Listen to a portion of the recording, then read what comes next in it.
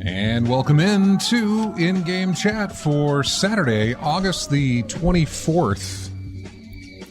Yeah? Okay. 2024. Sometimes, man. Season 18, episode 29. I'm Scott. And I'm RJ. Welcome into the show, everybody. We are here for the next 2 hours to talk about video games and anything else that gets brought up, but usually just video games. If you want to get in touch with us and do the same, then our phone number is 334-272-9228. Go to ingamechat.net for all the links to get in touch with us. And we've got, you can find us on Twitter at ingamechat, as well as Facebook. You can email us, everyone at ingamechat.net. We are streaming right now on Twitch. Go to twitch.tv and you can find us there and join in the chat room live while we broadcast. Got some folks in the Twitch chat right now hanging out. AC Wraith, Bama Brian in there as well. So hello everybody. What was I going to say? This thing. The Discord. We put a link on our Twitter account, so like when we go live, this message goes out. I think it used to, and I think it may still. I don't know, but it should send out a link to join us on Discord and chat with everybody there. I mean, there's nobody in the chat room there, but Discord's kind of like I don't know what you would call it. It's kind of forum-y like, to post chats and things. But it's like real time, boom, boom, boom, back and forth type things. Yeah. Yeah, I like it. So let me do this thing. One other thing is that we're going to be off next week. So, it's Labor Day weekend here. So, we're not going to be here next week. So if you happen to tune in, it'll be a replay. I don't know. I might stream that afternoon. Mm-hmm. Possibly. Stream what? I'm not exactly sure. Mm-hmm. We'll talk about what we played. Speaking of, what have you played, RJ?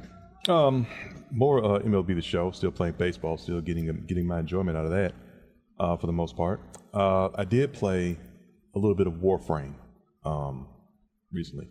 And there's been so many updates on that thing. And that's the thing that really does get my respect for the folks behind that game, because they have been constantly improving and adding things to that thing left and right, listening to the fans over and over again, and just keep improving on the product, So it makes it worthwhile getting back into. I know they got some more Warframes in there, another game mode. I haven't gotten into it yet, but because there's so many things I have to finish in that game, especially with story mode, side missions, and other Warframe missions as well. So there's plenty of content in there for me to get back into when I do sit down and focus on it. Yeah. So kudos to them for for still putting stuff in there and giving it the support that it's gotten all these years. So Warframe is what I've been playing other than MLB The Show. A little bit more with Virtua Fighter 5 on the league match. I finally got back to the league match after a couple of weeks away. I had to take care of some things on those days, so I wasn't able to join as much as I used to. Right, so yeah. I was able to go back this past week, so I had a good time with that as well. And other than that, I did try some more Balatro.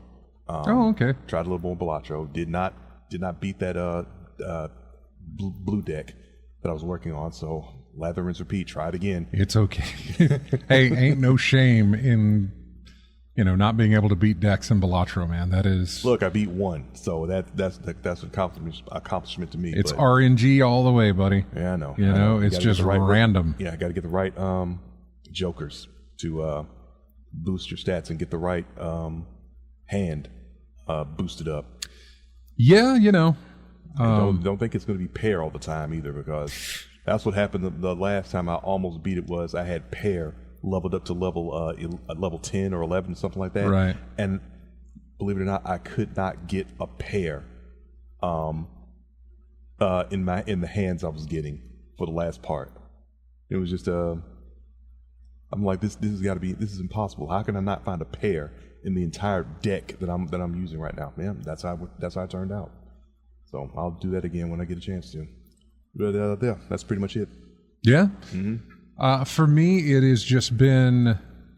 Sorry, I got a work text here, and so I'm trying to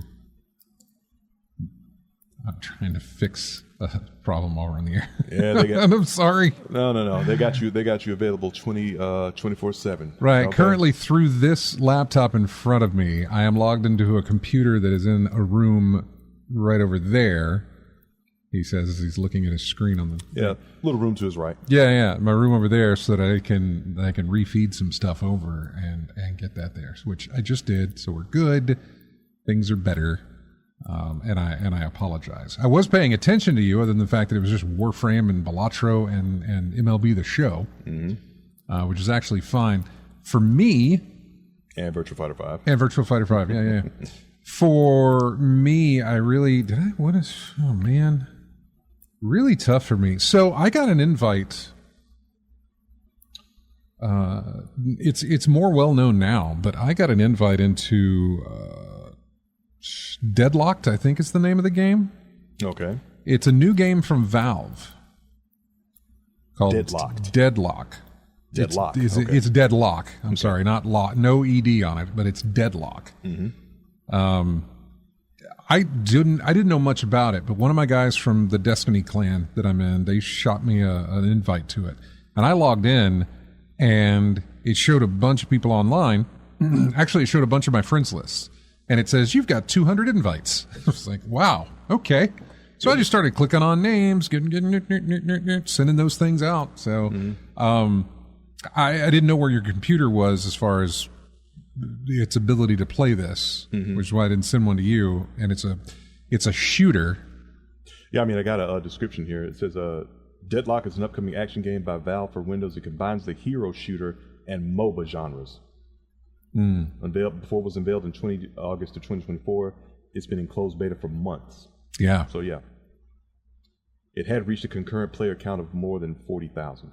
Yes, and apparently they're getting ready to expand upon the beta and everything else. So, so yeah, I haven't loaded it up. In fact, I loaded it up once, saw that. Once I didn't even play the game. I sent those off, and then I was kind of looking at the main menu of it.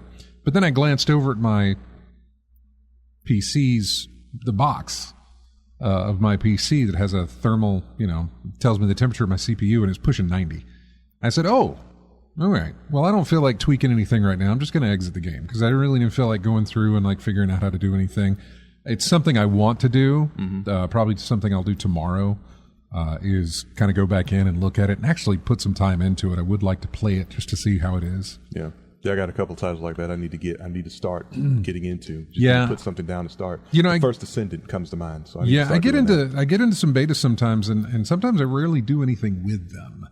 And I kind of don't want that to be the case with this. I'd like to at least give it a shot. A lot of the times, the reason I don't do anything with them was because I was embedded in Destiny. Yeah. A lot of my excuses for why I didn't play this or didn't do that will fall back on the fact that I was playing Destiny. Yeah. And Destiny might have been a FOMO thing. I don't necessarily think it was a fear of missing out type of situation. In some ways, I don't think it was. In fact, basically, the fear of missing out that I had with Destiny was not missing out on anything that they were offering. I was always going to be available to get whatever it is that they were offering for the week or something like that. Yeah. I think my FOMO with Destiny 2 were big moments where I could play the game. A lot of the times I would play the game in just bursts. You know, I'm going to log on for about an hour or two, play it, and be done. And then I'm going to do the same thing, log on for an hour or two, play it, or be done. So whenever I had time that was like a lot more than that I could sit down and play it, I'd get in there and I'd do a bunch of stuff because that I needed to do for the season. My fear of missing out was not getting some of those achievements during the season, like the Gambit title or whatever the thing. I don't even remember any of the stuff anymore. But all these different things that you could do through a season. And so my whole thing was, I got some time, I need to work on this. I think in my case, playing Destiny, it was never to me about the season or the challenges and things like that. Like, if I didn't like doing it in the game, I just wasn't going to do it. For example, the Gambit stuff. Right, I didn't like Gambit, thing. so I just left it alone. Iron Banner. Iron Banner became more of the same time after time after time again. Yeah. And I wasn't really a PvP guy with Destiny anyway. I was more like support and helping friends and teammates get together and achieve things, beat bosses, things like that at higher levels. And what was it called? Nightshade or whatever difficulty, things like that. Getting together with folks at a higher difficulty. Oh yeah, that type of thing. So that's what I was all about. So I wasn't really about the changing, getting challenges and things like that. So, yep. Yeah. So I don't think I've ever had that issue with Destiny. Yeah. Well, I haven't played Deadlock. I've launched it, but I haven't played it. So I'm not really revealing anything that was under NDA, although a lot of the articles hit today or late yesterday and today that they finally announced that, it's Deadlock, and it's a shooter, it's a MOBA, which is not something that I've always been interested in. But I also haven't played it to give you any kind of there's no way for me to give you any sort of impressions of the game, other than it made my computer run hot. Yeah, you said 90 degrees. What's the usual temperature for your? If I'm running something heavy like that, probably in the 70s. If I'm running, probably the most stress I've seen put on it may be around the 80 degrees type thing. If I'm running something that's heavily intensive, like what was it? Not Baldur's Gate. What was the other one? Was it Alan Wake 2, I think, or something that was heavy, But it was the only thing running at the time. Nothing else was going on that you know of. I don't remember. Okay. I don't remember. I may have had a web browser open, but I mean, there was nothing, Nothing else that should have shot it up to 90. Okay. Nah. Yeah. Okay. Goodness. No. So yeah, I didn't play it. I launched it and I looked at it, but I didn't actually play the game. There was an option where you could watch somebody play, and I clicked that. And as it was waiting to get me in, that's when I kind of looked over and I saw my PC and I was like, "Oh, you're kind of warm right now." Well, I'm not going to worry with it. Exit, close it. I'll look at it later. I sent my invites out. I'm good. So yeah, if you got an invite from me on Steam, it was for Deadlock. It was not a spam. It was not anything else. It's just like I had a ton of invites, and I'm like, here, you get a car, you get a car, you get a car. Everybody gets a car. So I opened that thing. Yeah, Duke got it. Yeah, Duke, you're in the. I got the thing up. If you wanted to say something, I got it right there. I didn't know I was allowed to. I was waiting for. Yeah, I'm glad you knew your place. Yeah, no, I booted it up after you sent me. I was like, "Oh, shooter, Valve. Of course, I'm going to launch this." Like, exactly. I mean, oh man, I still can remember playing the last multiplayer Valve shooter that I enjoyed is not going to be Team Fortress 2 or Left 4 Dead. Those are third-person shooters. But first-person, well, this is a third-person, I think. Is this third or first? No, it's third. Oh god, now you're getting me trying to remember. It's third. It's third. You can see your dude. It's like are we allowed to talk about it? I don't know. I'm seeing AC Wraith pop this stuff up in the chat room now, and I am not sure. Well, from the images I'm looking at online, it looks like the third person. So if there's pictures of it, But see, I actually haven't played it. I've launched it, but I've actually not gone in the game other than the menu and inviting friends. That's it. And so, but to go back to my original point, Day of Defeat was a whole lot of fun. And I wish that they would revamp that or come up with something or do something with Day of Defeat. That was a lot of fun. But I'll give a Valve shooter a shot, and I'll try it again. Let's see. It says, update August 12th. Turns out Valve was not fine with me trying Deadlock with friends. I've been banned from matchmaking. Oh. Yeah. Okay, that's from The Verge when it talks about Valve deadlocks there. Anyway, I don't know if I'm breaking NDA. I have no idea. But, I mean, there's an article out about it. There's a couple of articles. It's been officially announced now. Plenty of people were leaking before. I think we're fine. I don't think somebody, well, I say that, and yet I got banned from Destiny. I don't think somebody from Valve is like, hey, those guys on that Twitch channel that currently has 7 people watching just broke NDA. Ban them. I think we're okay. But you got, you played it? I was just like looking to see if there was anything that popped up, but I don't remember. I usually am pretty good about recognizing, you know, big NDA pop-ups and stuff like that. Right. I didn't see anything. I don't remember seeing anything either. When I launched the game, I don't remember seeing anything about an NDA. I don't remember, but my memory ain't great, so it's not like I would remember. But so I didn't play that. I wish I could remember what I did play. I thought I played something else. I've been playing a lot of Marvel Snap. It's kind of like what I do because I've been chasing after some bounties and things like that. I broke out of my original league or alliance or clan or whatever you call it, and I joined one of the ones from the old Colony of Gamers. They had one, Spigot made one, and so I joined up with him. And today, this won't make sense yet, but you'll know later, I mean.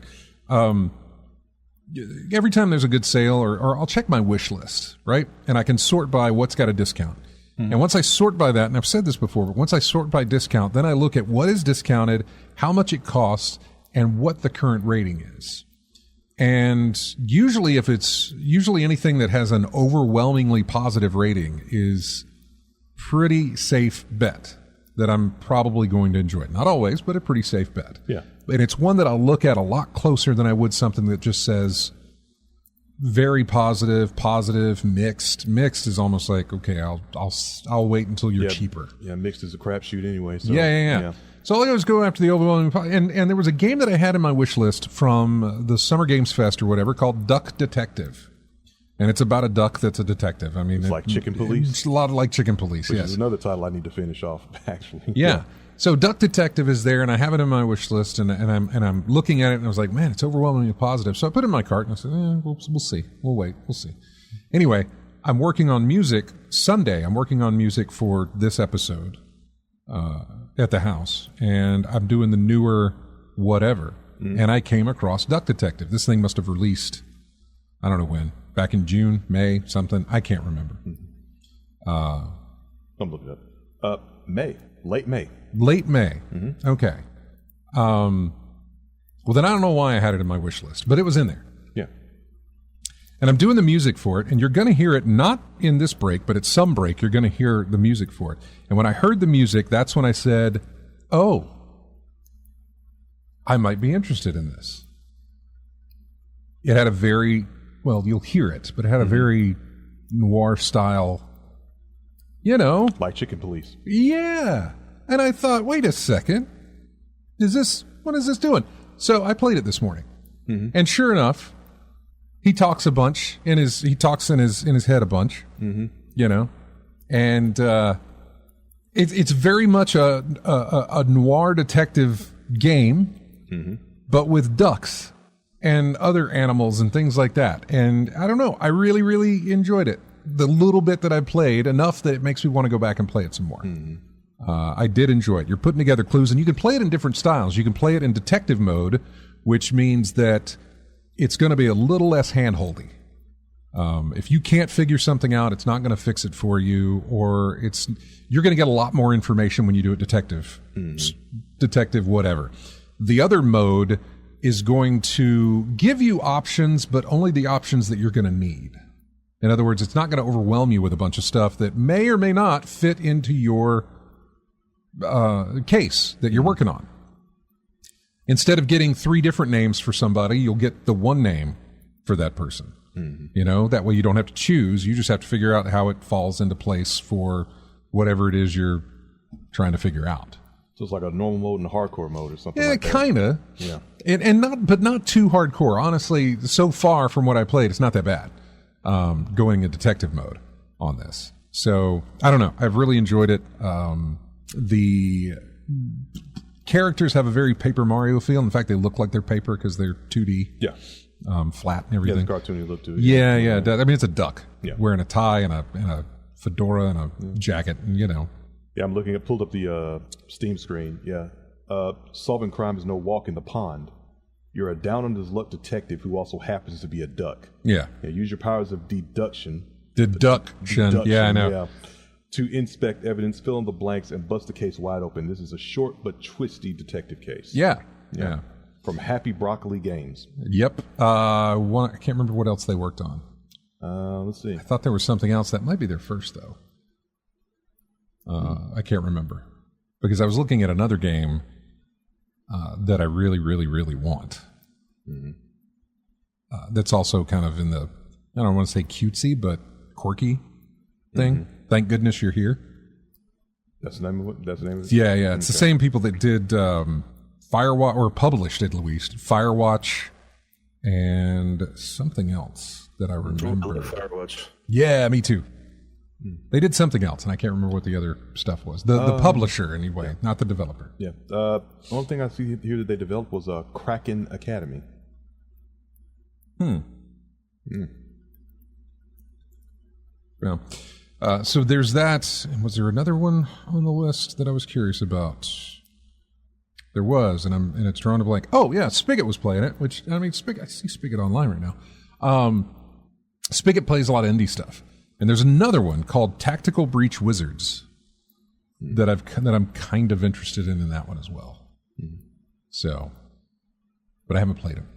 It's been Snap and Duck Detective. That has been it for me on what I've played. Untitled Goose Game is the one you're thinking about, Bama Brian. I watched someone play Angry Goose Game or something similar. It was rather entertaining. You can pick up Untitled Goose Game and Duck Detective, I think.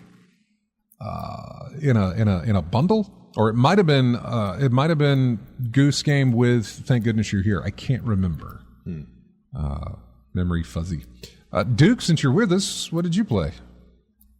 I'm playing the remaster. Well, I'm playing 3 games right now. Just trying to finish my Baldur's Gate playthrough with my co-op of 4 on Thursday nights. It's taken a lot longer than I thought. Oh, that's nice. You got a group of 4 who play every Thursday?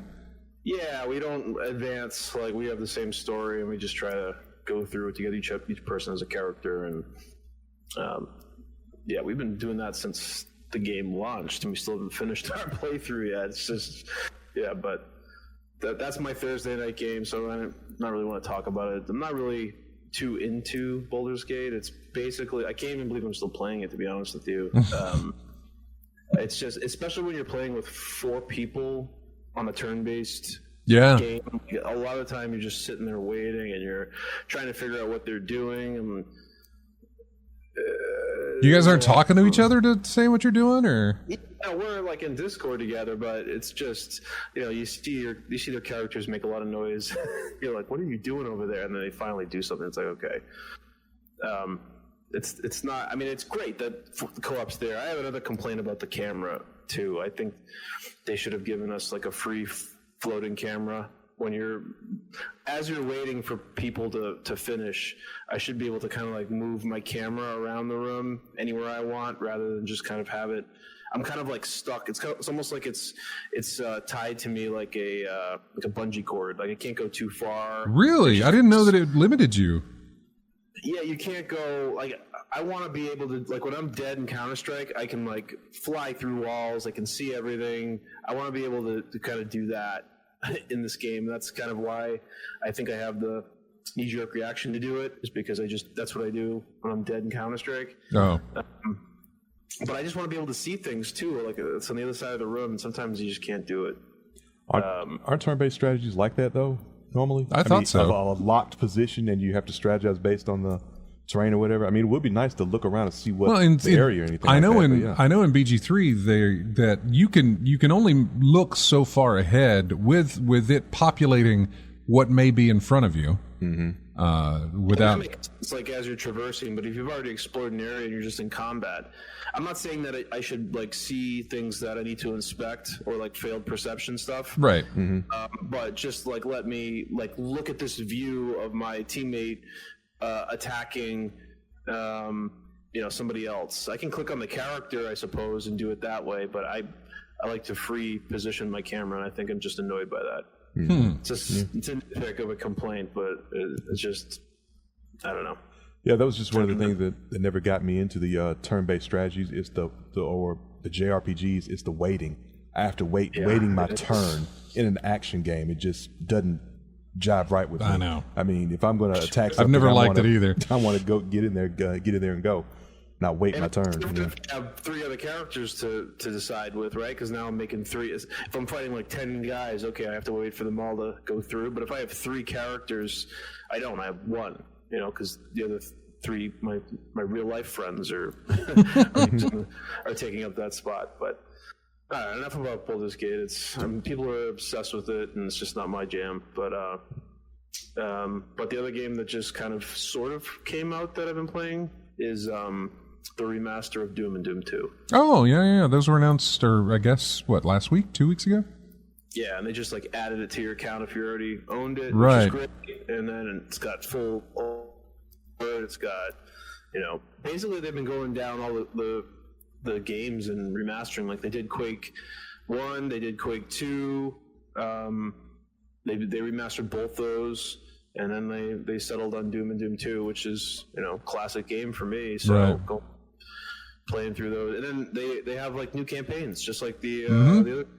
So I haven't gotten to those yet, but it's just fun to go back and do some old school shooting. Yeah, I saw that where they had announced that from QuakeCon or something from last 2 weeks ago or something like that. I can't remember what it was. Yeah, after they do that, I'm just not sure what they would go after. I don't know. Well, they've got what do they have? They have the other Doom game being released, or did it already release? Oh yeah, no. I saw the. Can't remember the name of it. Like Demon Knight or something. I don't know.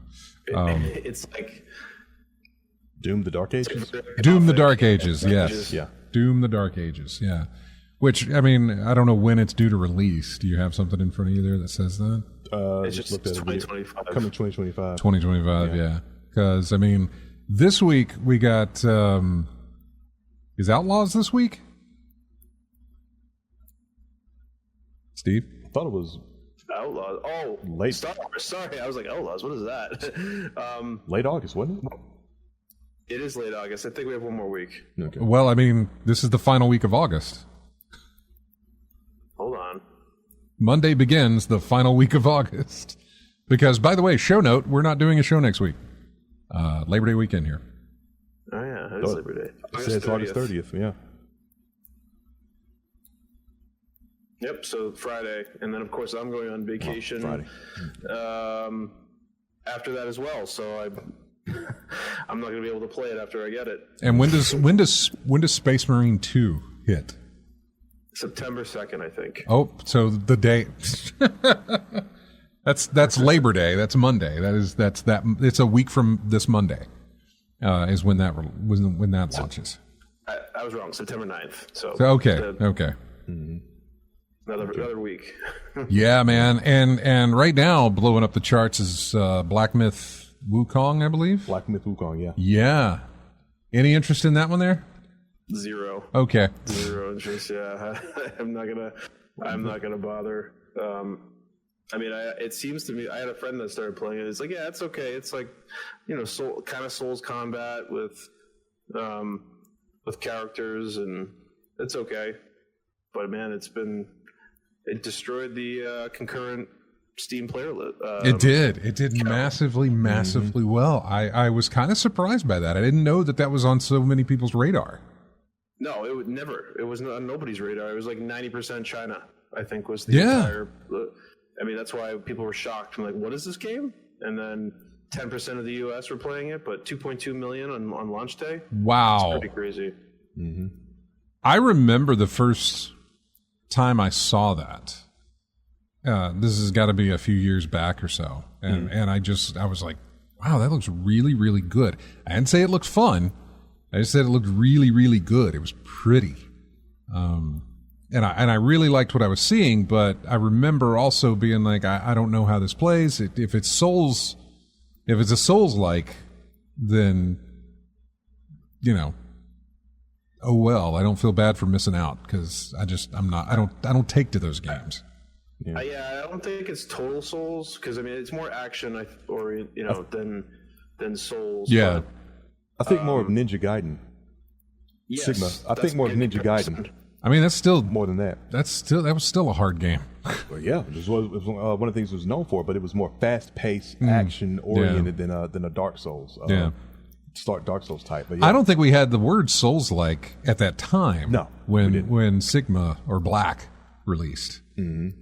Was it Black or Sigma? Ninja Gaiden Black, and then there was Ninja Gaiden Sigma? I think Sigma was the compilation of all of them, wasn't it? Was it? Okay. I think it was. I just remember it being difficult. Yeah. It was like, this does not feel like the NES game that I played where I, scurried up the side of a building with my ninja claws. Yeah. I mean, but an action-oriented game based off of a popular story like Journey to the West, I mean, kind of easy to see why it got such notoriety, especially in China, but trickle down here, and it really did well here. It really did well here. So, glad for everybody that's playing that and enjoying that. Mm-hmm. We got to take a break here, Steve. I don't know how long you can hang around, but I can do another segment. Okay, yeah, we're gonna when we come back. I don't know. Did you watch the Gamescom thing? Other than the weird PS5 announcement for the Bethesda game that everybody's clamoring about. That's about all I watched. I have to go since I have a tab. I say I have a tab. I have a website open that goes over the list of everything that was shown off. I'll have to get to that, but we'll go over some of that when we come back. We've got music here from. Here's another game that is on my wish list that I haven't picked up, but I'm very curious about it. It's Lorelei with the Laser Eyes. Mm. It's Lorelei and the Laser Eyes. That's the name of the game. It's a puzzle type thing. I want to say it was done. Nope. Don't let me say that because I'm actually wrong on that. I was thinking of something else. But anyway, Lorelei with Laser Eyes. This is a track called A House or a Maze. We'll be back with more of In-Game Chat right after this.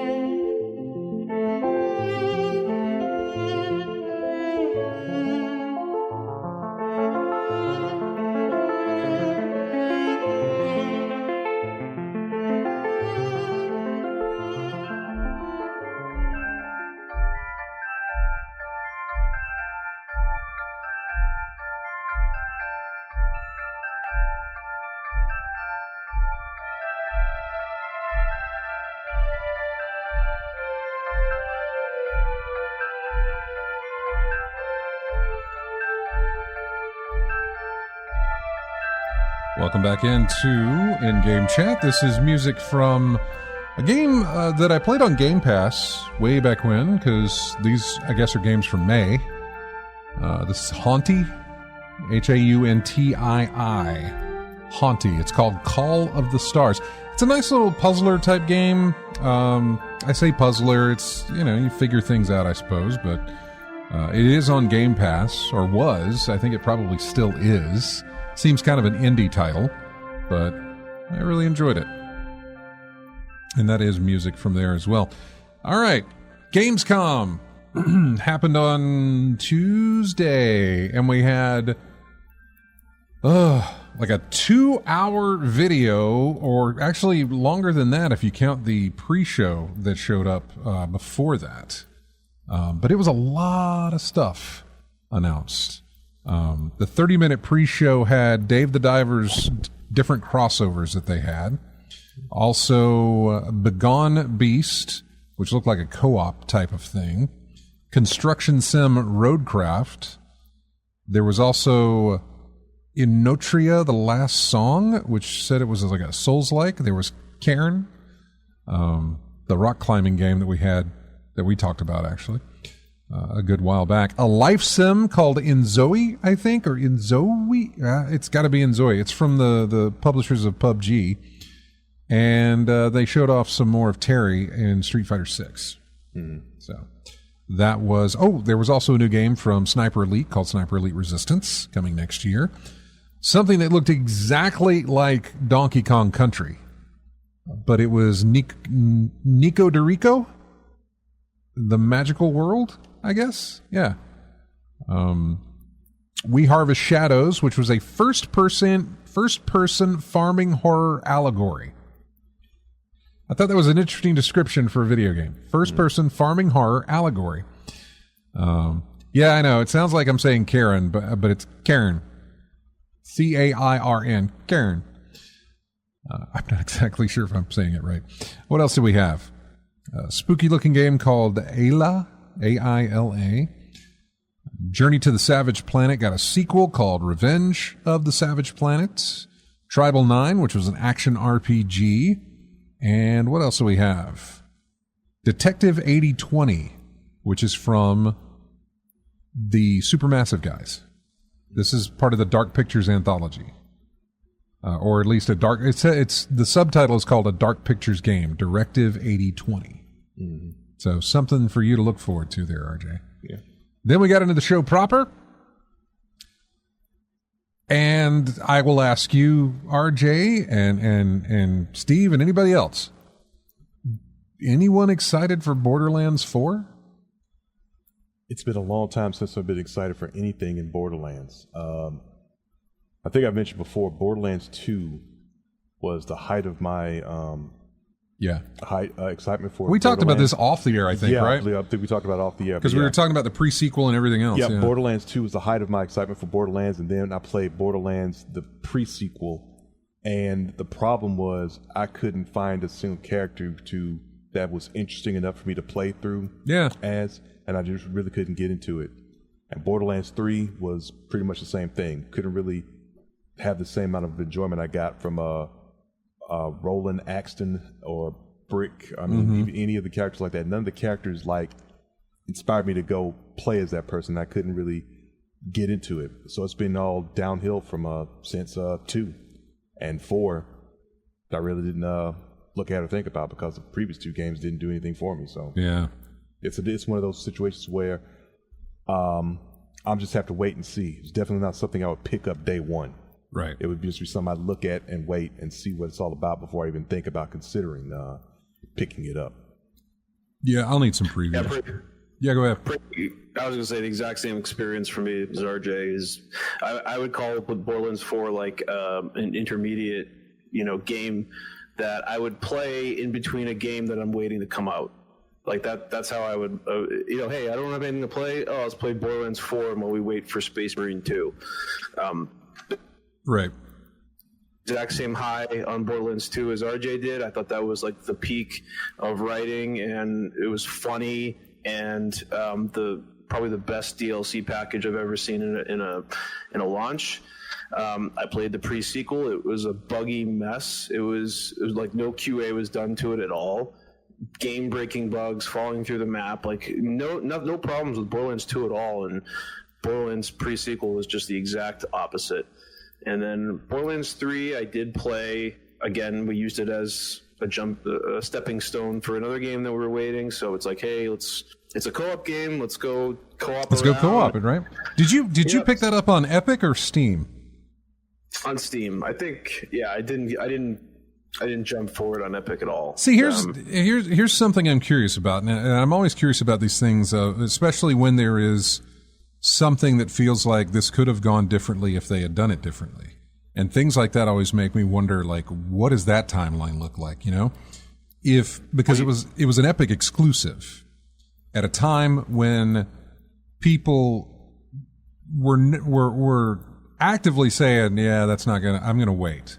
And they knew, because they gave a time, and they gave a time as far as this is exclusive to Epic Games, and I think it released in like April or May on the Epic Games Store, and said it won't come to Steam, I don't think, until like September, or was it a year later or something? I can't remember how long Pitchfork came out and said that the Steam would be a dying store. Yeah, I know. This is justification. Are you alluding to the ISGN article? Well, no, not necessarily. I'm more just saying, if he had not taken the Epic exclusivity and released it on both platforms, would we have gotten to Borderlands 4 quicker? Would there be more hype for it because people would have jumped in on Borderlands? The reason that I say this is because I feel like after so long of being on Epic, people weren't excited when it got released on Steam. It had already been out for ever how long, and people were like, "No, I got other stuff I can play." That's, that thing's a year old, even though it's just now releasing on Steam. Ever how old it is, I don't remember. But let me ask you this though. Yeah, you're launching a game. A publisher comes to you, or a storefront comes to you and say, "Hey, we're going to give you $146 million up front to have exclusive rights to your game for whatever it is, 18 months, 2 years." Yeah. How do you turn that down? Especially if you think that your game is like maybe a borderline, a step up from the previous thing. Right. Like you don't think it's going to do crazy money, and be like, okay, I'm going to take my chances that 146 million is going to actually be more than what I would do if I released it, everywhere. And that's exactly what Gearbox did. It is. That's much money that Epic paid. And Epic can be blamed just as much as Valve can, with their high percentage takes, right? Like, this is the game that everybody's playing.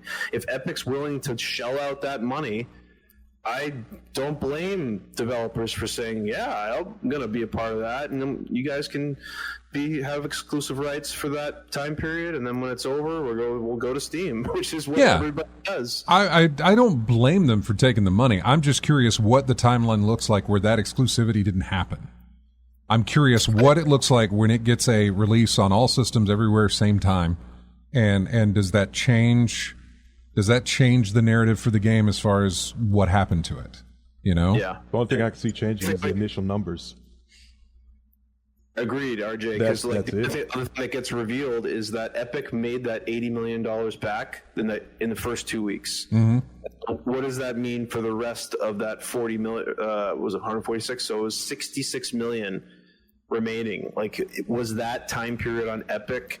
Did that make the money back for Gearbox, or was it less? Like, did people just not buy it on Epic at all? And then obviously Gearbox is like, okay, now I got our money and we're going to release it on Steam and people are going to buy it there and play it there. Right.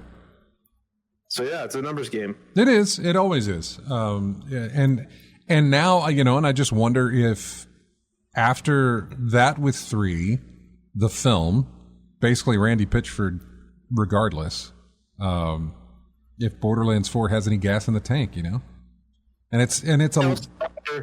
I wonder if Epic told him to say that too. Like, I don't know if you actually believe that Steam was a dying store. I mean, come on. Really?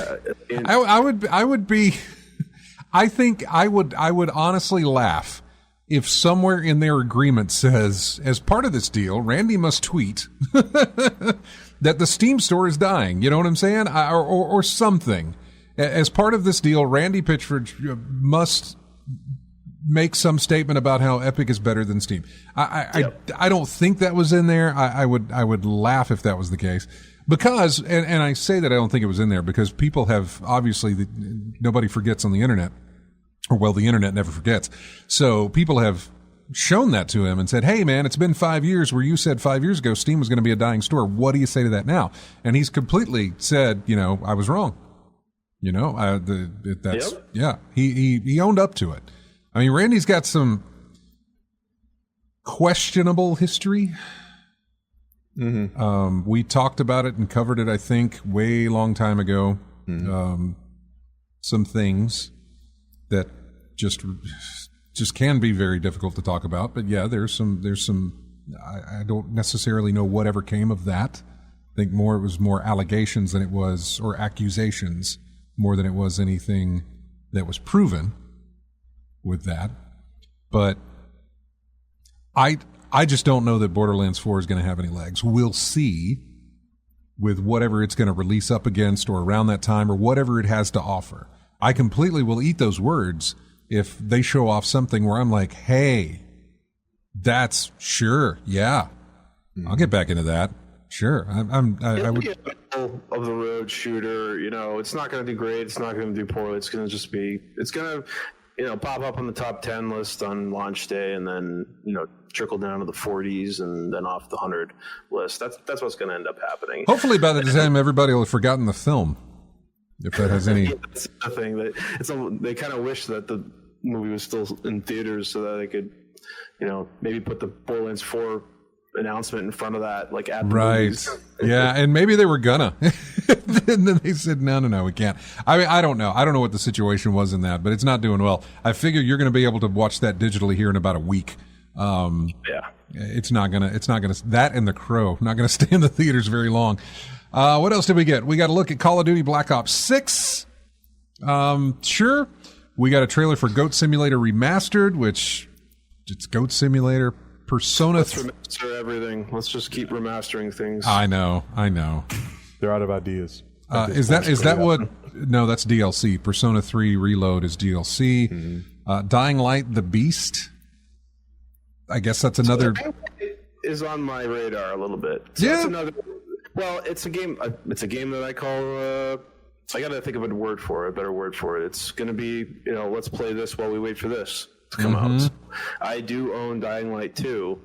I have it installed actually, but I'm waiting. I'm playing another game right now, Dead Island 2, which is another, Monday thing that I'm doing. Yeah, I know but we're waiting for Space Marine. We're waiting for these other games to come out. So it's like, hey, let's play through this. It's a co-op game. We could screw around there for a while. Yeah. And then when our other game comes out, we'll jump on it. So yeah, Dying Light 2 is one of those things. It's a zombie game. You can always kill zombies. It's just mindless. Oh yeah. Maybe have some fun. Maybe make fun of the game while you're playing it. It's still got that base building aspect in it, doesn't it? Dying Light 2? Yeah. I say base building, but like upgrading your base and stuff like that with different traps so the zombies can't get in at night and stuff like that. Was that it? Or Dying? I'm thinking of Dying Light, right? Yeah. Not Dead Island, but Dying Light. But was that a mechanic in the first game? I may be thinking of State of Decay. Yeah, you are. Okay. State of Decay. Okay. Which I liked as well. Yeah. That's another one of those, let's do this while we wait for this type of thing.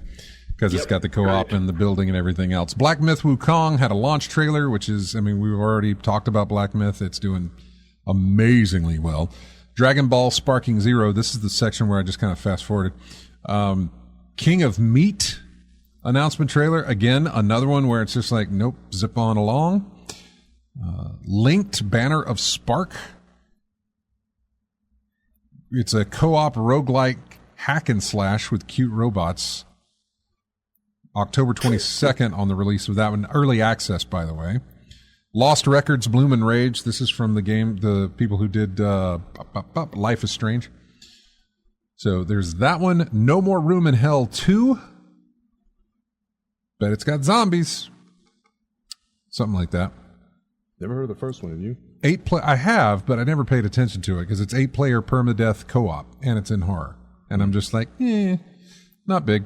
Arc Raiders from the folks who did the finals, which I have not played. Have you played the finals, Steve? No, I haven't. Yeah. Heard good things about it, but I never got into it. So there's that. A game called Infinity Nikki, which I think is also like a phone game or something like that, but they're bringing it over to PCs or PS5 maybe. I don't know the point. Artsy costume dress-up RPG. Yeah, costume dress-up RPG. So, yeah. And there's a closed beta you can sign up. Space Marine 2 got another trailer. Oh, yeah. Yeah, I know. Looks really good. What else do we get? Predecessor. A game called Predecessor. It's a MOBA shooter type thing. Promising to redefine the MOBA shooter genre. Yeah. Okay. And we got to look at Path of Exile 2, which is something I'm interested in. And I played Path of Exile. I did too. But I played Path of Exile back when I was annoyed with Diablo 3. And then Diablo 4 came out and kind of changed my perspective on everything. Ah, okay. Well, this releases November 15th, actually early access, November 15th of this year. We're at the top of the hour, and we're going to take a break and come back and finish going over the games of Gamecom. We have Dune Awakening still to talk about. Also, Reanimal, Monster Hunter Wilds, and a couple of other things in there, Monument Valley 3 as well. Anyway, that's all coming up right after we come back from this break. It is music. You good to stick around, Steve? I am. You haven't talked about one big one. I know.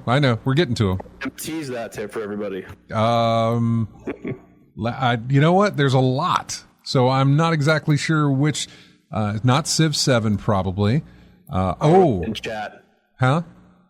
I'll write it in chat. Okay. I definitely want to talk about Secret Level. That is something I'm really, really, really, really interested in and happy that they're doing. We'll be right back. Here is music from Hellblade 2. This is the Draugr Arena. We'll be back with more of In-Game Chat right after this.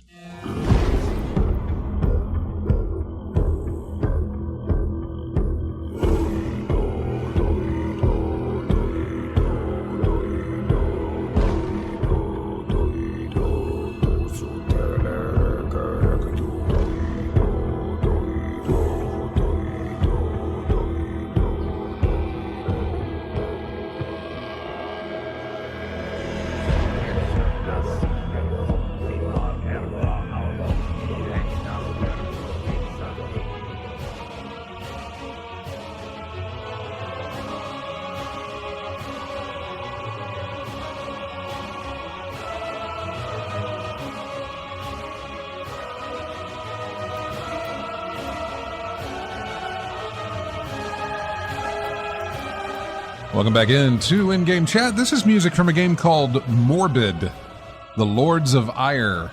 The track is called Monstrosity. Yeah, I'm thinking this is either an epic chase in a game or a boss battle of some type. Probably something like that. Yeah. Most of the tracks I remember from that game were they were more atmospheric than they were epic. Yeah. I try to avoid the atmospheric because a lot of times atmospheric is just this single tone or this I'm not sure exactly what it's called. There's a term for it. Beyond atmospheric, but yeah, it's just sort of a sound. Nothing really distinctive, you know? Yeah. And I try to have something in there. That makes me think of I want to say Samurai Showdown 2 when I played that. There was a character in there named Jubei, Jubei Yagyu.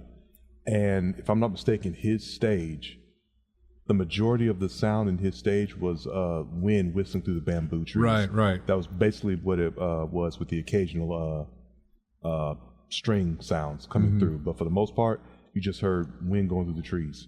That was it, huh? Yeah, that was pretty much it. Yeah. But it was nice, though. It was nice to, like, it would be something to use for like white noise before you go to bed or something. White noise, that's a good way to describe it, what I was talking about. Just, white noise, that's it. Going back to Gamescom with all the, 2.5 hours of just nothing but game. I mean, it was back to back to back to back to back. Dune Awakening was something we had to look up. And it's an MMO that I am very interested in. I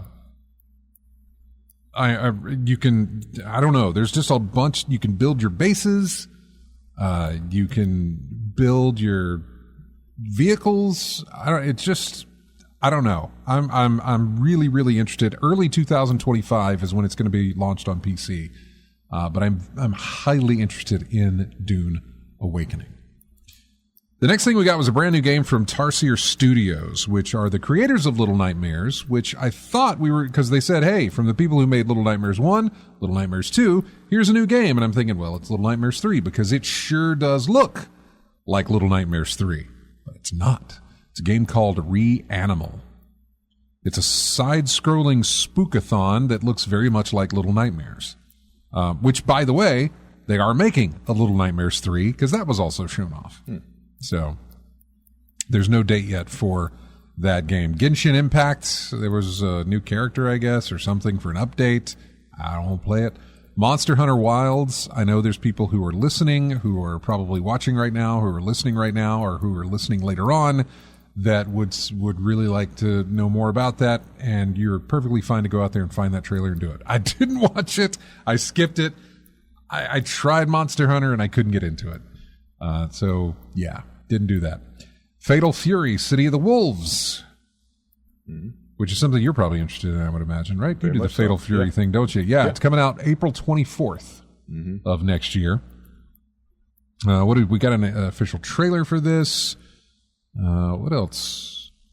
22 characters in City of Wolves, plus 5 more when you buy the season pass for DLC. So, yeah, it'll be on PS5, PS4, Xbox, Steam, and Epic Games as well. Mecha Break, which was a 6v6 mech battler. It looked very interesting. I'm not a big mech guy. I didn't do Armored Core, and I'm not big on that. Although for whatever reason, this made me want to try it.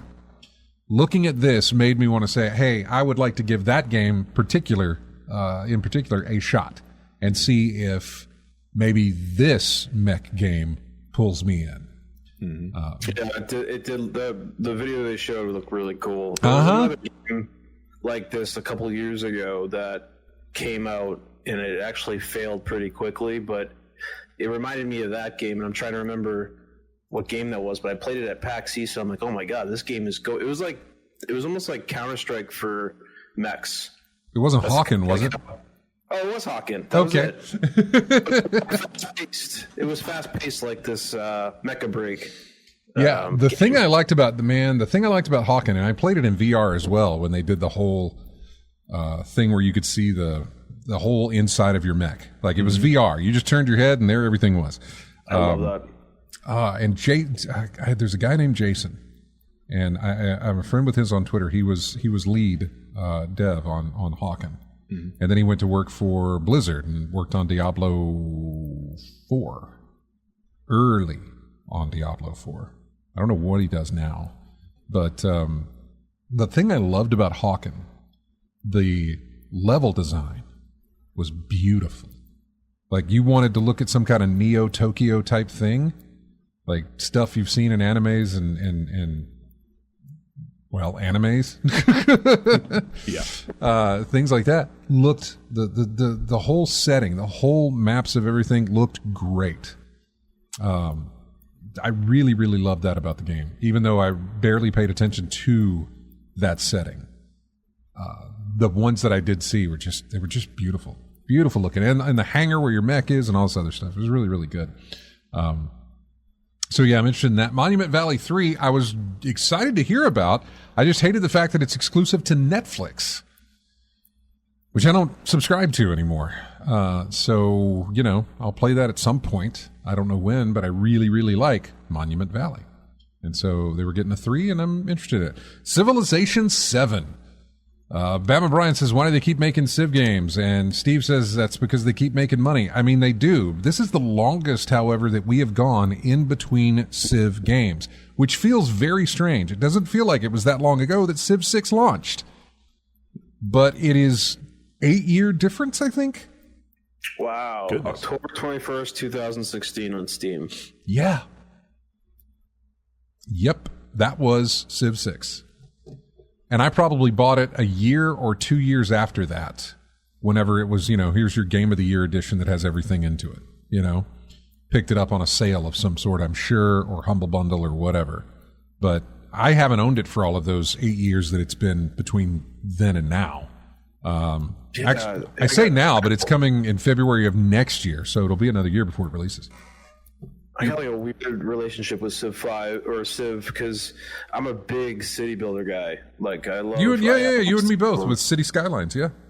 And that's kind of how I play Civ too. I don't really, I try to build it how I would want like a civilization to look, not how the game wants me to like, advance.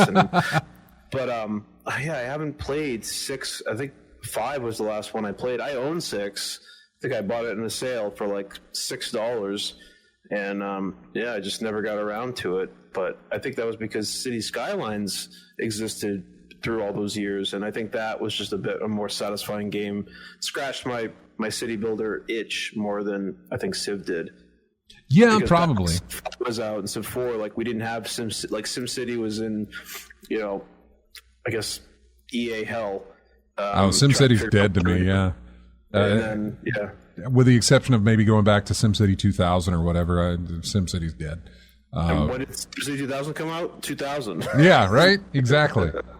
SimCity, and there was another SimCity as well, and I can't remember. It wasn't just 2000. It was another one. SimCity 4 came out, so there was a 3 at some point. But SimCity 4 was like the last decent SimCity. Yeah, you're right. 4 was the last one, and then 5, they screwed it up. I think 5 had potential, but they really screwed it up. And you knew that when Paradox, old unknown colossal games over there, says, hey, we're going to build a little city builder. We're out of Sweden or Norway or wherever they were. I can't remember. And here's our little game, little city builder. And everybody's like, this is way better than the king of city builders. I mean, the absolute mountain of city builders just got kicked off the top of their perch by this little company. They released very close to each other too. It was SimCity for that new rebranded EA game where they charge you like $5, to get a hospital, like to add on to the game. And then, like you said, a dev of like 12 people came up with City Skylines and just blew that game out of the water. Man, it was really good. But yeah, Civ 7, I saw some gameplay of it. Looked really great. I didn't hear, Civ is a game where it's like I don't necessarily need to see gameplay. They probably tweaked a few things, but at this point, when you're 7 games into something like Civilization, you've gotten it down. All you're doing now is just kind of keeping up with the looks of things, with the times of things and that sort of, and just kind of freshening up. You're tweaking a little bit here and there, but you're not making really major changes because you have found your path. You have found this is what works. We're going to stick with this. We're just going to update it. And they've also found that because they knew this from Civ 4, honestly, this game I don't think has changed drastically since about Civ 4, maybe Civ 5. Sounds like getting into sports game territory. Kind of, yeah. Really, you kind of are.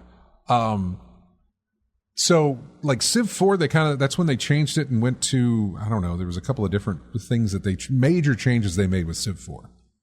And honestly, I can't, because there's been 2 more games after that, and this is spanning probably over a decade now, easily. I can't remember what Civ 4 changed from 3 and 2 and 1 that kind of set it on this path. I do not actually remember what it was, but there was a big change from 3 to 4. And they've kept that change as they go to 5, 6, and now 7 as well. It doesn't really switch too much in what they do. They've added some things, they've taken away some things, they've said eras, take longer now or take shorter now. Little tweaks here and there, but nothing that is one of those like, hey, it's a major change to the genre of what this is. No, nothing like that I know of. But that's fine because people keep buying it. Just like Duke Vergum said in the chat room, they keep making money off of it. People keep buying these things and keep coming back to them over and over and over again. Yeah. It is Civilization is the birth of one more turn type of thing. Like I'll read one more page or I'll do one more chapter. That in the gaming world is like I will do one more turn and then I'll go to bed. And 3 hours later, just one more turn. Yeah. We got. Ooh, this may be something. Have you been back into Starfield, Steve? I hope this is where you're going because the vehicle. No, I haven't. So no. I haven't gotten back into Starfield, but there's a Bethesda game or Bethesda published game that we need to get to that might even go down a rat hole. I mean, if you want to jump to the indie thing, that's fine. I do. Okay, go for it. But yeah, indie was shown, release date December 8th of this year. That's all great, and then announced for PS5. Yeah. Are you? Where do you? I mean, I think that's cool. I think it's great. I think it's worth the fact that they're going to release it on other properties. I have no problem with that. This makes no sense to me. This makes zero sense. Like, as if you're looking at it from a business, I mean, okay, let me step back for a second. Okay. Why did they buy Bethesda if they're going to be releasing this game on PlayStation? What are they doing? I don't know. I'm trying to figure it out. It doesn't make any sense. Like, how much did they pay? How much did they buy Bethesda for? How many billions? Oh God, it was a lot. 60 some odd $billion, right? Wasn't it? But you're making hardware still, and you're telling people that you're releasing the game on another area of your competitor. Didn't Phil do an interview where he talked about that? Let me look at that. Because he said, it sounds to me like Microsoft proper is putting pressure on the gaming division to make more money. Yeah, well, I mean, I'm sure they are. To that. But I'm wondering if, and there's a lot of theories about this, if they're even going to be bothering doing any type of proprietary hardware the next console generation. Like, are they going to go down a road where maybe there's some like hybrid Windows Xbox thing that you could basically install, kind of like Steam, right? Like open, where you could install, you can mod, you can do all kinds of things too. Because I mean, that has never been the console way. But I'm trying to figure out where they're going with, unless they're just struggling that badly.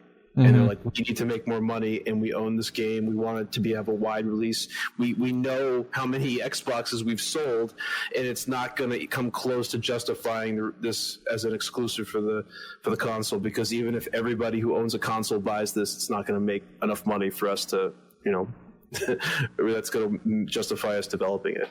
Yeah, I mean, you just asked how much do they spend on that purchase, and I mean, they got to make that money back somehow.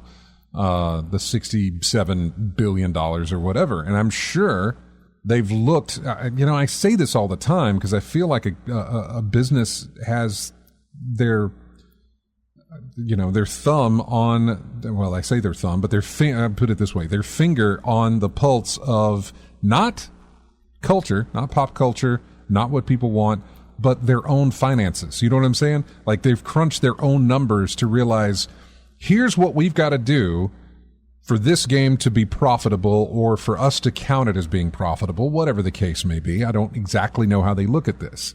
When you buy a company, you get so many games with it, not necessarily just one. So it's curious to me as to how they look at it when they release something like this. It's a massively popular IP. I don't know how great the game's going to be, but that IP alone has a built-in base, like a built-in consumer.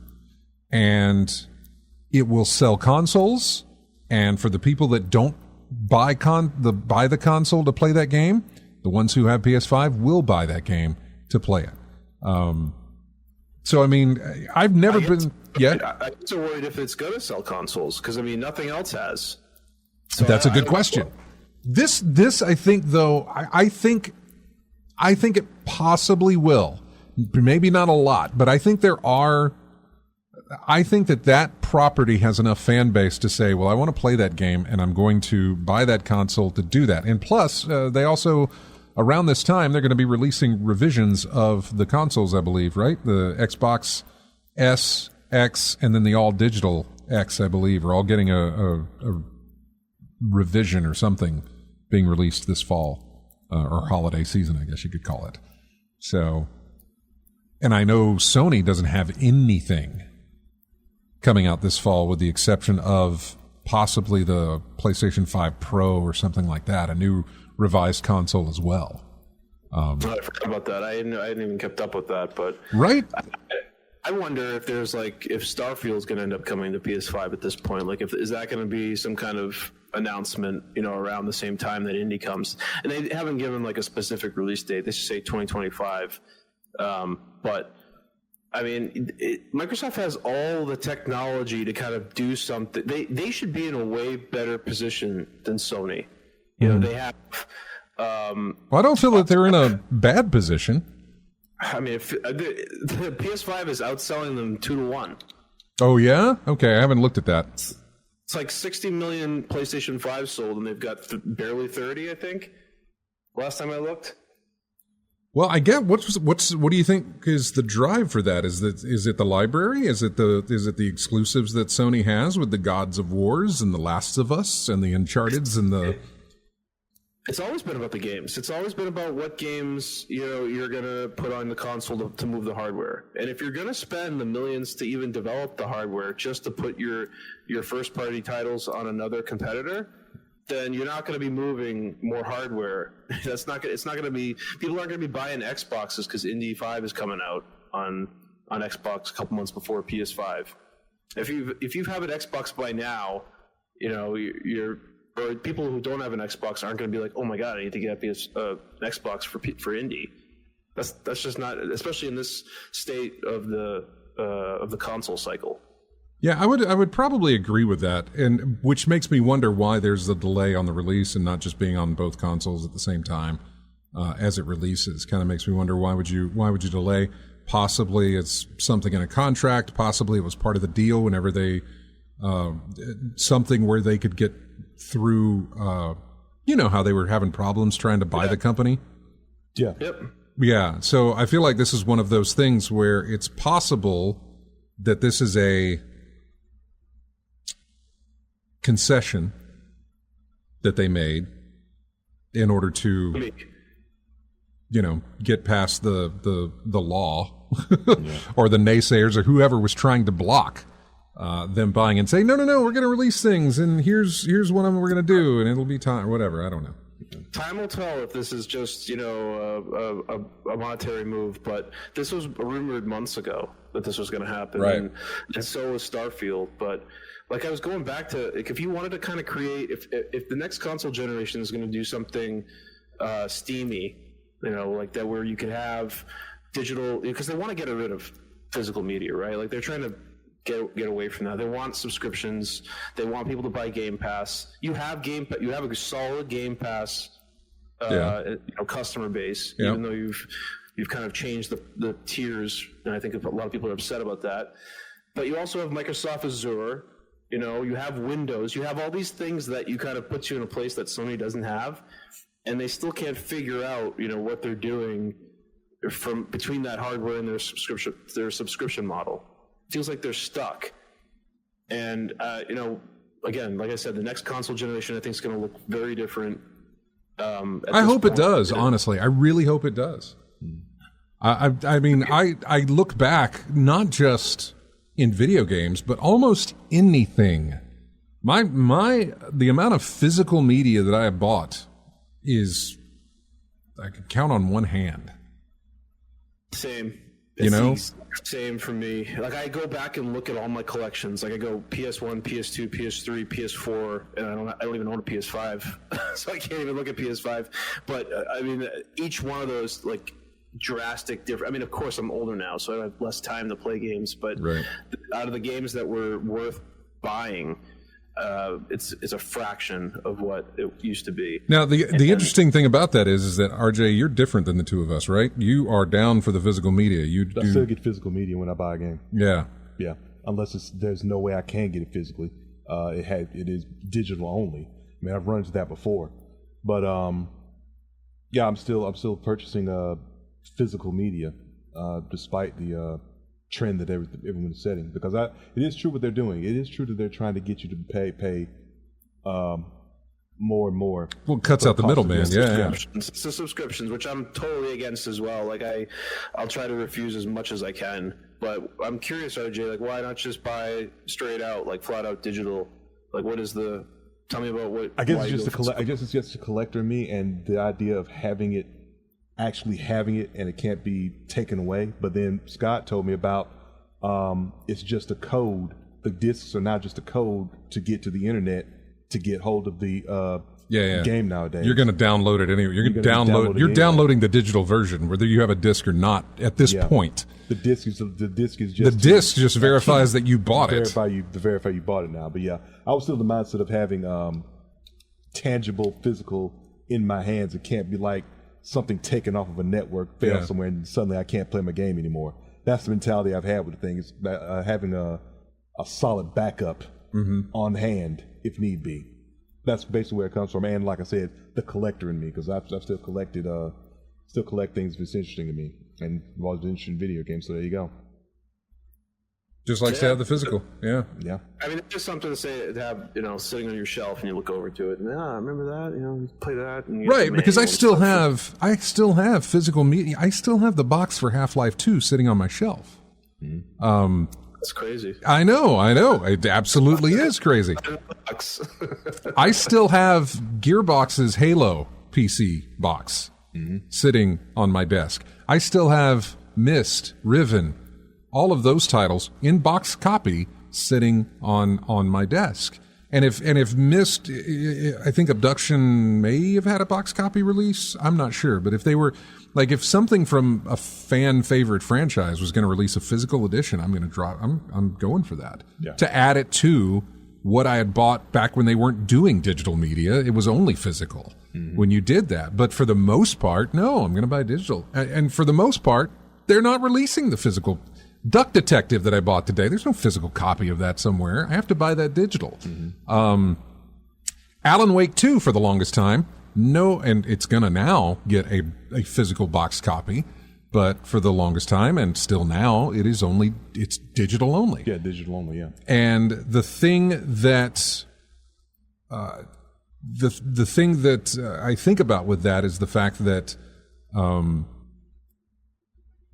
it was also on sale long before this box copy was going to get released. I got it for like $25 back when because there was Epic had a deal or a sale or something.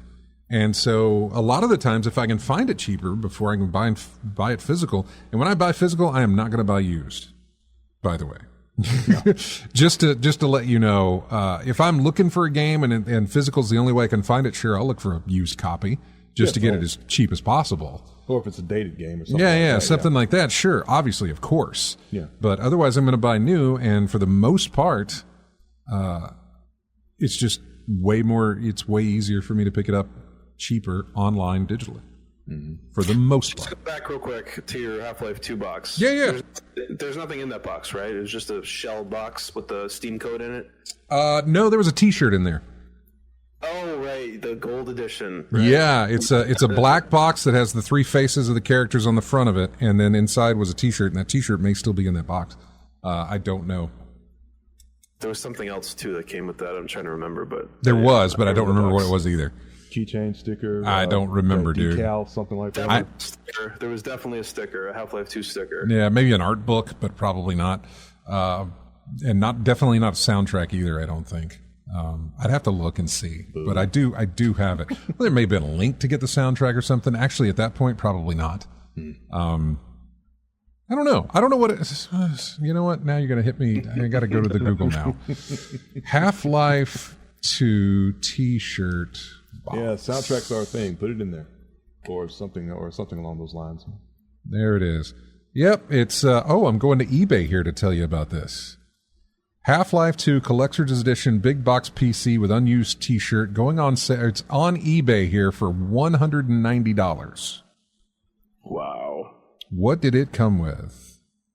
That's actually not terrible. I think the whole package cost like $110. In addition to Half-Life 2, this collector's edition also includes Counter-Strike Source. What else does it include? Half-Life Source. Free T-shirt. And Half-Life 2 Prima book. Information on character backgrounds, the making of the game, and more than 100 pieces of artwork. So that is what was... That at all. Do what? I don't remember that at all. In fact, if I go back through my Steam purchases, it doesn't even... Half-Life 2 is not even on here. It stops at 2007. Oh wow, yeah. No, it came with a disc, little CD jewel case there, and then the disc in there as well. I'm looking at this. This is on somebody's eBay page. Yeah. Exactly. And I'm looking through it. There's the Prima book. There's some artwork. There's the T-shirt. I'm telling you, all this stuff I think is still in the box that is sitting on my desk. I know I cracked it open because I had to get the disc out to play the game, but I don't think I did much other than that. So, but yeah. Back to Microsoft and Bethesda. Like, I don't know what I can't wait to see what 2025 is going to look like from all the releases. See what Microsoft's going to do. This just boggles my mind. Well, I mean, I used to condemn companies that were doing, like, why would you only do, outside of getting, money hats delivered to them, big, money trucks pulling up to their door and saying, look, it's only going to be on our console. However, this is a self-publisher, right? This is Microsoft doing the publishing on this. And why anybody and why, look, Microsoft has put stuff on Nintendo. Nintendo has put stuff on, well, Nintendo has not done any of that. Nintendo won't do any of that. But the other companies will put stuff on the Nintendo system or something like that. Why limit the reach of your product is what I don't understand. And I know it's trying to sell consoles, but at the same time, you're missing out on a market of people that your game alone costs $60. We'll say that $60. Your game alone costs that. People want to play that game and have to buy your console. They're looking at like $560, $400. You're adding a massive amount of money to play the one game. Yeah, and it's not like you got the head mentality that I have. I'm not buying a console for one game. Right. I'm not doing that. And there's a ton of people who aren't going to do that. There's a ton of people who look at that and say, man, I really want that indie game, but that's a $500 entry fee for me to just play that one game. And to let people know that, hey, it's going to be out on PlayStation 5 in the spring tells them that, okay, good, I'll buy it then because I have a PS5. And I got a backlog anyway that I can get to. And they'll pick it up then if they want to do that. I just never understood why they would do that. I know Square Enix did the deal with Microsoft for Tomb Raider. There was, what was that? It wasn't Epic, it was EA. Titanfall. Okay. The first one. Was limited to only Xbox and not PlayStation. I don't even think, maybe it made it to PC. I can't remember. But yeah, it was on PC. Yeah, it was on PC as well. But I was always confused as to like why. Huh? Do what? I don't think the first one was Titanfall. I think it was only the second one. The second one got I thought the second one got a wide release, like all the systems. Yeah, it did. I don't think the first Titanfall ever came to PC. Oh, okay. That's what I see you're saying. Okay. No, it's on PC. I have it. Well, you have it on like EA's EA Origin. Yeah. Okay, yeah. That makes sense. Yeah. And I think that's where I played it when it was on PC, was EA Origin. Because I do remember playing it with friends, the first one. Nobody came around for the second, even though the second was really good. The multiplayer for the first one was fantastic. The story mode for the second was amazing and great. And if you haven't played that, it's like $2. Go pick it up and play it. Yeah, I look at how much it costs to develop hardware, and look at it just from a long play, not a short play. So I know how much it costs for Microsoft to develop something like an Xbox Series X, and then on top of that, the acquisition of Bethesda, and they want people to stay in their ecosystem. So I'm mad for, I guess, Series X owners, because I don't really think I think you got a giant paperweight. I don't think there's any reason to own an Xbox. You buy a PS5 and then everything else comes to PC and that's it. The thing I enjoy about the Xbox that I have is Game Pass. The subscription. Because I have an access, while I may not be buying any games, I'm paying that subscription and I can sit down in front of that console and look through a library of titles and say, oh man, I remember that. It's here on Game Pass. Now I can play it. And so I'll download it and I'll play it. Yeah. And when I say I remember that, it's not some kind of like classic game or anything. It's It's just a game that released that I had forgotten was interesting. I was interested in. Yeah. It got released 2 or 3 months ago, and here it is on Game Pass. And I'm like, oh, yeah, I wanted to play that, and now I can. Yeah, you got access to it. If you have access to a subscription that gives you all the games, that's fine. But most people that I play with, we don't have subscriptions. Like, we don't want another subscription. We don't want to listen to subscription for our music, for our games, for everything. Everything's a subscription. Yeah. And if I was to sit down and try and get the value out of that Xbox Game Pass subscription, I would never, ever get there. You subscribe to PlayStation Plus? No, not anymore. Okay. I don't have any PlayStation hooked up right now. So. Okay. I thought you said you had a PS5 or your friends had a PS, or I can't remember what it was. No, I mean I'm probably going to buy a PS5 only because for the Blu-ray player. For my theater, but that comes with the added benefit of having a PS5 and playing some things. But yeah, in my case, it's for playing online with folks. That league I'm with at Virtua Fighter 5 or any fighting game that I've got. Yeah. If you're going to play online, you've got to have PS Plus. PlayStation Plus. Yeah, which is about I think Essential is around 80 a year. 80 a year. Yeah, I think right now. Yeah. So, and people who say play for free on December 9th, that's not a true thing. You're paying a subscription for it. So you're paying month to month. You're probably paying more money to play it than you actually think you are. Oh, absolutely. Absolutely. What was the deal with, oh man, I think it was EA. It was either EA Live. Is it Live? EA, whatever. EA Play and then Ubisoft Plus or whatever that stuff is. I don't remember.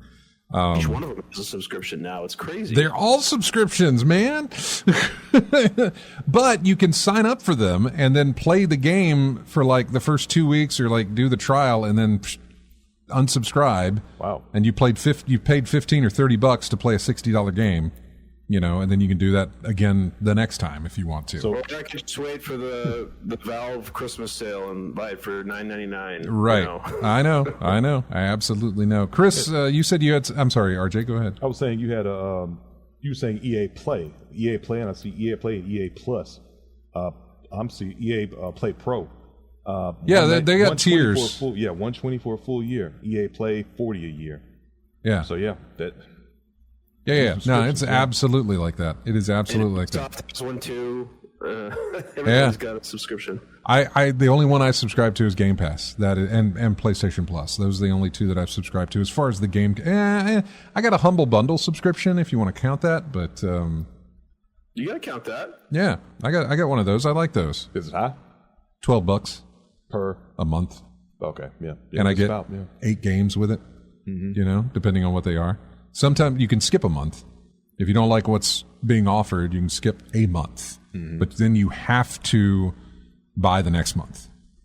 And then after that, you can skip a month if you want to, but you can't skip 2 concurrent months in a row. You have to do one or you have to at least buy one. So the first, whatever they're offering, and I don't know what they're offering for September because we're not done. What do they have for August here? Chris, go ahead. You said you had some points to make in the digital physical discussion.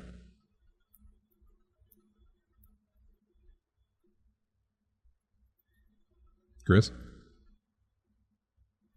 Okay. Sure. Well, anyway, we're going to go. We're gonna drop though, guys. It's bat time over here. Oh, okay. All right, man. Well, we'll talk to you later, buddy. Hang on. Yep, good show. Great talking to you guys. All right. See you, Steve. See you. Hey, Chris, you still there? I'm here. Yeah. What were you saying? You had some points on the digital physical thing? As far as old anime, like some of the streaming services I subscribe to, some of the old stuff that I like to watch is no longer available anywhere else unless you have it on DVD. It's gone. You can't get it any other way. Other than digital or physical? Other than physical. I bet there's a way to get it digitally.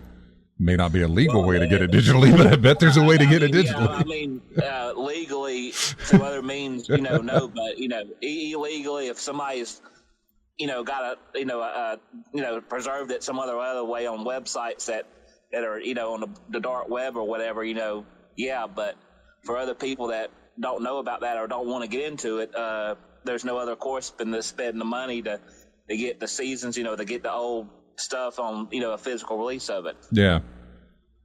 And that one I'm talking about is called The Slayers. It was from the 90s. This based, it's like a role playing game, anime adventure, and I've looked around and you can't get it anywhere except maybe season 1 on YouTube and maybe video clips that people have uploaded. But if you want to watch everything, you have to get a DVD copy of everything that came out years ago. So good luck finding that. Yeah, good luck finding it. Exactly. And speaking of that series and stuff, as crazy as it is, the old Laserdisc format, I've got the complete series of everything of that TV series on Laserdisc from Japan, which, I got it for the artwork and everything, but eventually those Laserdiscs will probably go out and they'll wear it out, over the years. But, yeah. They'll degrade over time just by sitting there. Even without using them, they'll degrade over time. So, that's the other thing. Physical media doesn't last forever. Yeah. So far as I know that they found, physical media just, over time, long enough space, it deteriorates, it degrades, and becomes unreadable or whatever the case may be. Yeah. Dry rots. Yeah. Who knows, depending on how you keep it. But film gets brittle, discs start to crack and degrade. Right. All types of stuff. Players aren't available for it. All types of things that can happen will happen. So yeah, the digital way is in terms of preserving it. Yeah, that's where it goes. So they just went to it and left the rest alone. I was looking at the humble choice here. Blacktail is available this month. Astral Ascent. We also have Diluvian Ultra, Universe for Sale, and what else do we have? This Means Warp, Sifu, Sifu, Sifu. Yeah, Sifu. That is also available. High on Life, Gotham Knights, and I think some kind of coupon. Oh yeah, DC Universe 1 month trial. DC Infinite Universe. Yeah. It's the little digital comic thing that you can buy. That's what Humble is. And I mean, for that amount right there, Gotham Knights, which I know is probably crap. Sifu, which I think is actually very good. High on Life, which looks really good. I have no idea. I haven't played it. It's on Game Pass, by the way. Seems to be worth the $12 plus the other games that you get out of there. Depending on, it's all up to you. We are way behind. We got to take a break. I don't think we're going to finish this, everything we wanted to go over with Gamescom, but we'll see what we can do. Here's music from Duck Detective, and what sold me on basically getting the game, this is called Duck à la Noir. Noir style music, yep. Yep. We'll be back with more of In-Game Chat right after this, he said, as he waits. See what I mean? Yeah. Exactly. That's totally, yes. Yeah. Almost LA Noirish, right? Yeah. Yeah. Anyway, we'll be back.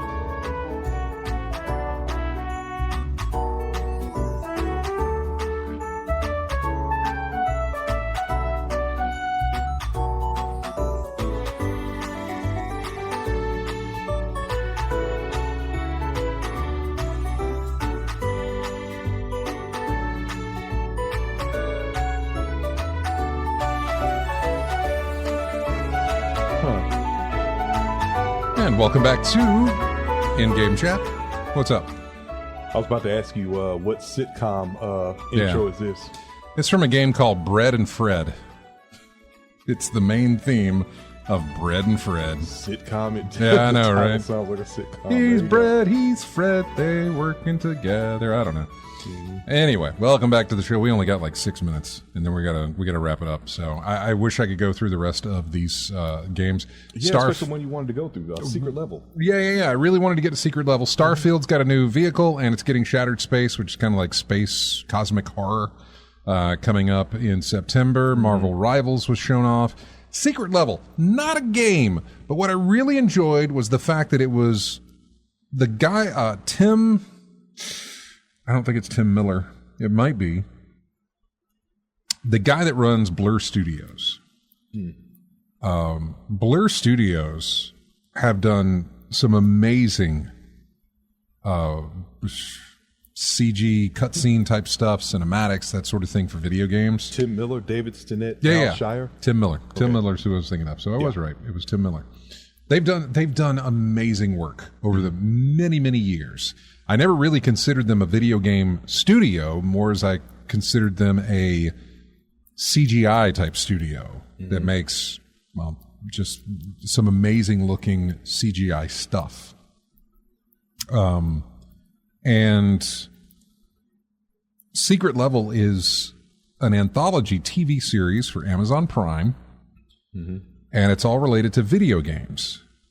We don't know what it's going to be. We have no idea, but there's the sizzle reel for the thing showed off a ton of different titles and some games that I didn't recognize, if it's even games at all, and not just kind of, here's a CG story that we came up with. I definitely saw God of War. So I saw Kratos. I want to say I saw Warhammer. Okay. And God, there's probably a ton of others. So basically, anthology based on story-based video game titles. Kind of, yeah. Basically, that's the case. In fact, I saw Pac-Man at the very end of the trailer.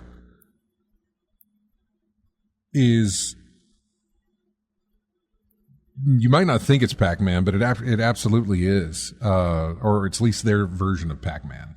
Mm-hmm. It's this gold metallic ball that when it got a pizza slice missing. Well, when it opens up, it's got these like blades on the inside of it, that are just kind of constantly, that look like teeth, constantly moving. Blades. Yeah.